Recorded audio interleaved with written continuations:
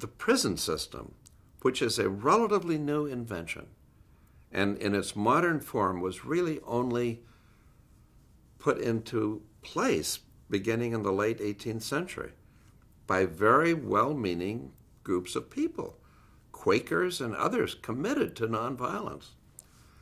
This prison system was a well-meaning but failed experiment.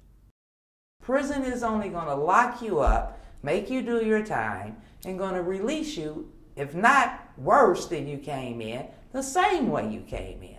Because now you have to get gang affiliated in order to survive. So now, I have a little youngster, I know several people that went in prison with 2 years and turned it into 20 just to survive in prison. That's not getting any treatment. You know, you got to walk the yard and watch your back. How can you try to rehabilitate yourself when you're constantly focusing on, am I going to live to see tomorrow? At the time, I wasn't involved in gangs on the streets. It was just about money, making money. But being Mexican, when you get locked up, it's a whole different ballgame. So I stuck with my own people, and just because I stuck with my own people doesn't mean that they're gonna protect me and I get a free ride and I get out of prison safe. Whatever. I got to prove myself that I'm worthy to be with these people. So I ended up making some wrong decisions. You know, I put in some work, did what I had to do to survive behind these walls, and like stabbings, riots, stuff like that, and nothing that I'm proud of now, but you know, these are things I had to do to survive, and it caused me to catch more time. I ended up going back to court. It hit me with more court cases, more time. So from the age of 16 all the way to 27 years old, you know, I did like 10 and a half years straight in prison. People sometimes ask if I'm in favor of prison reform. I say no. I'm not in favor of prison reform because I don't think prisons can be reformed. I think prisoners can be reformed. I've seen them be reformed. I've participated in this. But I don't think prisons can be. I think prisons need to be replaced with an entirely different kind of institution, which is architecturally different. For example, look at the way prisons are built now.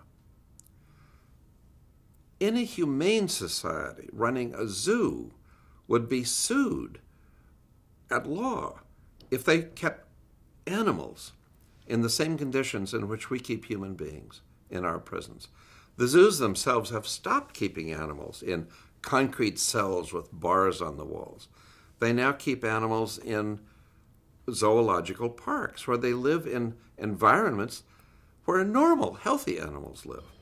And in part they did that because they discovered their zoo animals were dying in these cages, the same way prisoners in our prisons die in their cages.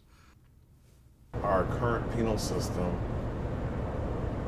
does not put a lot of focus on rehabilitation. I think currently our penal system is more focused on retribution on behalf of society. If you have an individual that goes to prison for 10 years, he hasn't really learned a trade, and he basically has the same skills that he had 10 years ago, and he wasn't productive then why would you expect him to be productive upon his release? Yeah, they're looking at these problems, especially the overpopulation in prison. Okay, they come up with, let's build another one. Oh, wow, okay, that one's going to be filled in a minute, and what you going to do then? That's not the solution.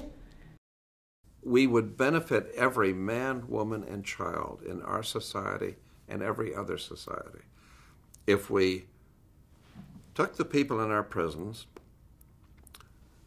out of the prisons, demolished the prisons, those buildings themselves, and replaced them with a whole new architectural and behavioral alternative in which we placed only those who had committed acts of violence, who were really endangering the safety of the community, and offered them as much education as they had the ability and the motivation to achieve, and took care of the medical and mental health needs that had never been met in their lives.